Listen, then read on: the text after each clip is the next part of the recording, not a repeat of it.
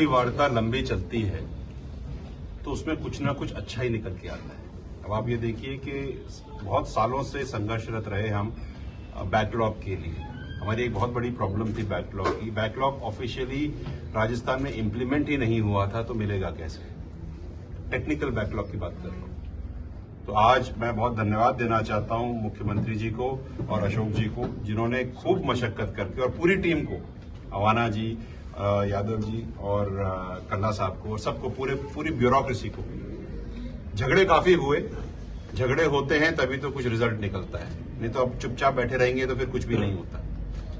I am very happy to say that backlog implement हो रहा है एमबीसी कम्युनिटी के लिए, क्लास के लिए। ये राजस्थान में आने वाले एमबीसी समाज की आने वाली नस्लों के लिए और युवाओं के लिए मील का पत्थर साबित होगा, मैं इतना जानता हूं। कर्नल साहब का सपना था कि बैकलॉग हमारे राजस्थान में एमबीसी के लिए इंप्लीमेंट हो। जैसे एससी और एसटी बैकलॉग का बेनिफिट लेते हैं, वैसे एमबीसी समाज भी बेनिफिट ले। तो ये आज हुआ, इसका अनाउंसमेंट हुआ, मेरे ख्याल से जल्द, बहुत जल्द हो जाएगा। ये 1252 बच्चे जो थे, जो 900 बच्चे जिनका प्रमोशन हो गया है और प्रोसेस में आ गए हैं, उसमें 350 बच्चे रह गए हैं, और डीपीसी भी उसकी आने वाली है, शुरू होने वाली है 4-5 दिन में। उसके ऊपर भी बहुत पॉजिटिव रुख है, और आई एम होपिंग कि same work, same parity, same principles के तहत उनका भी कार्य जल्दी हो जाएगा, जो कि हमको आश्वासन मिला है। और एक बात ही मान लीजिएगा, मैं इतना जानता हूं, everything can not be black and white, a lot of things are grey in life. It is our job to make that grey black and white, और वो हम लोग बैठ करके कर लेंगे, हम सब मिलके कर लेंगे। अब जो बातें थी 35% से 40% से 35% करने की कंप्यूटर भर्ती, और बाकी आने वाले एग्जाम्स के लिए भी मूविंग अहेड, अगर सारे के सारे एग्जाम्स की पात्रता अगर 35% पे हो जाती है एमबीसी समाज के लिए, इससे अच्छी बात और कुछ हो ही नहीं सकती। फिर आप और बाकी समाज एक लेवल प्लेइंग फील्ड पे आकर के कंप्लीट करेंगे। हमारा जो हम पूरी संघर्ष समिति है और जो भाई साहब बैठे हैं, हमारा कोई ध्येय किसी एक इंडिविजुअल के लिए नहीं है। आने वाली यूथ के लिए, आने वाली नस्लों को एक पॉजिटिव एनवायरनमेंट में फ्लरिश करने के लिए, और उनको एक ऐसा प्लेटफॉर्म देने के लिए where they can actually fly with their wings open and towards a future which is more bright, more positive. ये हमारा ध्येय, इसके लिए हम काम कर रहे हैं। जो भर्तियां प्रक्रियाधीन रही हैं, जो रीट 2033 की हैं, और रीट की 233 हैं, 372 हैं, और नर्सिंग 2013 हैं, और बाकी बहुत सारी भर्तियां जो आती रहती हैं, जाती रहती हैं, लोग आते हैं मेरे पास। तो उन सब के लिए हमने कमेटी एक बन गई है, उसके अंदर बैठ करके 1 महीने के अंदर रिजल्ट आ जाएगा। टाइम बाउंड रिजल्ट की बात कर रहे हैं हम, ये एक नई शुरुआत है, क्योंकि जनरली कमेटीज बनती हैं, फिर पता नहीं क्या होता है। 30 डेज का टाइमलाइन है, सब मशक्कत करेंगे, इसको सॉल्व करेंगे। केसेस की जो बात है, उसमें कुछ केसेस ऐसे हैं जो बेलेबल हैं, कुछ ऐसे हैं जो नॉन बेलेबल हैं। जो बेलेबल है वो इमीडिएटली रिजॉल्व हो जाएंगे, जो नॉन बेलेबल है उनकी प्रक्रिया करके निकालेंगे। बट हमारा ध्येय ये, जो हमने सबने बैठ के बात करी है, कि आने वाले करीब 30 से 60 दिन के अंदर ज्यादा से ज्यादा एटलीस्ट 70 to 80% केसेस का हम निस्तारण कराएंगे, जिससे कि जो बच्चे जिनके ऊपर केस लगे और वो कंपटीशन की तैयारी कर रहे हैं, उनको कम से कम ये स्ट्रेस तो खत्म हो जाएगा कि वो उनके ऊपर केसेस लगे हुए। I am very happy to say कि कुछ ऐसी चीजें हुई हैं जो अभी तक राजस्थान में एमबीसी समाज के लिए हुई ही नहीं थी। एक पत्थर की लकीर, एक मील का पत्थर आज लगा है। हमको जो दिखने में बहुत छोटा लग रहा होगा, उसका रिजल्ट आज से आने वाले 5 या 10 साल के बाद जब हम देखेंगे, तो हम जब पीछे मुड़ के देखेंगे, we will all be smiling and will be happy for what has been done. So I thank everybody.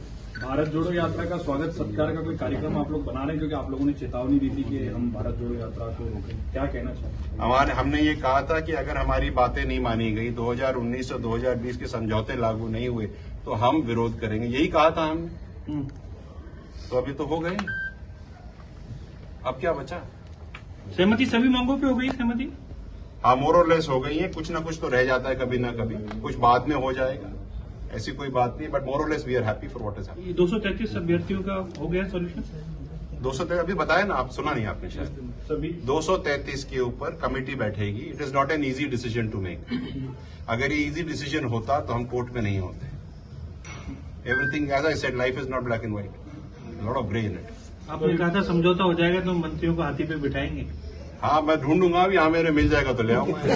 तो आप ये मान के चलते हैं विजय वैसला जी की, अशोक चांदना जी और आपकी जो टीम रही इन लोगों की, इस टीम ने आपके साथ में सामंजस्य अच्छे से बिठाया, तभी ये साकार हो पाया मुख्यमंत्री जी की। आपको एक बात बताऊं, दुनिया में सब कुछ टीम एफर्ट से चलता है। आज बीडी कल्ला जी यहाँ नहीं है, सम्माननीय हैं बहुत, उनका भी बहुत बड़ा योगदान है। यादव जी भी है, उनका भी बहुत बड़ा योगदान है। जिस व्यक्ति ने हमें समोसे ला करके खिलाए ना, उसका भी उतना ही योगदान है जितना सबको और का। Please understand, it is a team work and I am really thankful to everybody. Awana ji ने बहुत सपोर्ट किया, सबने सपोर्ट किया, गेरा जी ने तो एक्स्ट्रा सपोर्ट किया। So in the whole process we have to understand as a team work it is good and it talks a lot about the future team work. At least जो 1-1.5 महीने की जो मशक्कत रहेगी उसमें बहुत अच्छा रहेगा। आई एम वेरी हैप्पी। अब क्या मैसेज आप कन्वे करना चाह रहे हैं? पूरा एमबीसी समाज आपको सुन रहा है, उन्हें क्या मैसेज कन्वे करना चाहते हैं? यात्रा को लेकर मैं पूरे एमबीसी समाज को और खास करके एमबीसी समाज के युवाओं को एक बात कहना चाहता हूं आप सबके माध्यम से। दूसरों के झंडे उठाना बंद करें, अपनी पढ़ाई के झंडे उठाएं।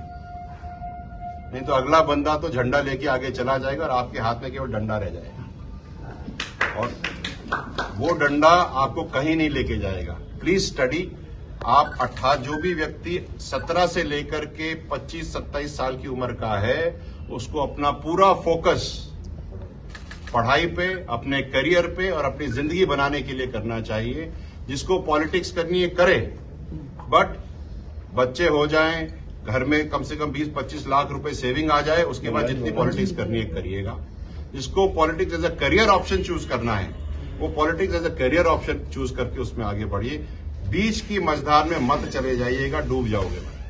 ये मैं पूरे समाज को, एमबीसी समाज को तो कह ही रहा हूं, लेकिन बाकी हर समाज के हर युवा को मेरी तरफ से एक छोटी सी सिफारिश भी है और एक डायरेक्शन भी है।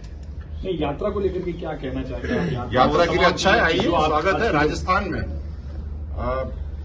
यात्रा की बात भी करूंगा, लेकिन उसके साथ साथ मैं राजनीतिक बात भी करूंगा। मैं ये कहना चाहता हूं सबको कि राजस्थान संस्कृतियों का प्रदेश है। हमें राजनीति संस्कारों से करनी चाहिए, और उसके साथ साथ मैं ये भी कहूंगा कि यात्रा आ रही है, स्वागत होना चाहिए, क्यों नहीं होना चाहिए। अतिथि देवो भव का देश है, आना चाहिए, हम भी करेंगे, क्या दिक्कत। सर, कुछ नेता हैं समाज के, राजनीति तो करते हैं लेकिन समाज के साथ आकर के खड़े नहीं हुए, उनके लिए क्या मैसेज है? क्या प्रश्न है आपका? कुछ नेता हैं जो राजनीति तो करते हैं लेकिन समाज के साथ आके इस आंदोलन में खड़े नहीं हुए आपके साथ में। तो बैठे तो हैं। और जो नेता हैं जो नहीं है, जो नहीं है वो आप उनसे पूछिए, हमसे क्या पूछ रहे हैं। अभी जिनके लिए आपने निशाना साधा था। मैंने कोई नहीं साधा। सर, का सवाल ये था कि आपकी फोटो को लेकर एक विधायक ने, आप ही के तबके के विधायक ने सवाल उठाया कि आप धर्मेंद्र राठौर से मिले, क्या चर्चाएं हुई, क्या बातें हुई, कोई अच्छी मीटिंग को अच्छी नहीं, मैं दे देता हूँ, बहुत अच्छा सा जवाब दे देता हूँ उनको। हम तो सबसे मिलते हैं, ठीक है। कल मैं आपसे भी मिलूंगा, तो उसमें भी कोई राजनीति थोड़ी हो रही है।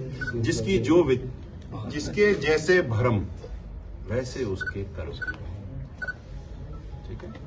मेरे को इसमें कुछ नहीं कहना। पूरा राजस्थान किसी भी पॉलिटिकल पार्टी का हो, हम सब घर में भाई बहन ही हैं, कोई फर्क नहीं है किसी में। रोटी सबके घर में एक जैसी ही बनती है, किसी के घी ज्यादा है, किसी के कम है, कोई शक्कर खाता है तो कोई गुड़, ठीक है। मरते हैं तो सब एक ही जगह जाते हैं, तो ये कोई कॉन्वर्सेशन करने की बात ही नहीं। We have to rise behind. अच्छा, एक जवाब दे दीजिए, आप चुनाव लड़ेंगे नहीं लड़ेंगे? लड़ेंगे तो कौन सी पार्टी से लड़ेंगे? ये समय बता देगा, ये आज का समय बताएगा, और आप जहां से बोलोगे मैं वहां से लड़ लूंगा। और मैं ऐसा नहीं हूं, मैं गंगानगर से भी लड़ लूंगा, मेरे को टेंशन नहीं। तो लड़ेंगे आप, चुनाव तो लड़ेंगे। हाँ, लड़ेंगे, क्यों लड़ेंगे। पान को लेकर के कोई विवाद चल रहा है, वार्ता से बाहर जाते हैं, वहाँ क्या अपील आप करना चाहेंगे वहाँ के लोगों से शांति बनाए? हाँ, 5 मामले मैंने देखा, जो स्थानीय मंत्री हैं, नेताजी हैं, मंत्री नहीं है, एमएलए साहब हैं, उन्होंने कोई स्टेटमेंट दिया है तो मैं उसके लिए ये कहना चाहूंगा कि साहब गुर्जर मेणा की लड़ाई मत करो। पहली चीज, हम बहुत समन्वय से रहते हैं। ये पांचना बांध का मैटर पानी वाले लोगों का और बिना पानी वाले किसानों का मैटर है। और कुछ भी हो जाए, ऑन रिकॉर्ड मैं कह रहा हूं, मैं तो 12 गांव बैंसला के साथ हूं, बुडला के साथ हूं। चाहे जो वो हुक्म देंगे वो होगा, और पटेल जो बोलेंगे वही होगा।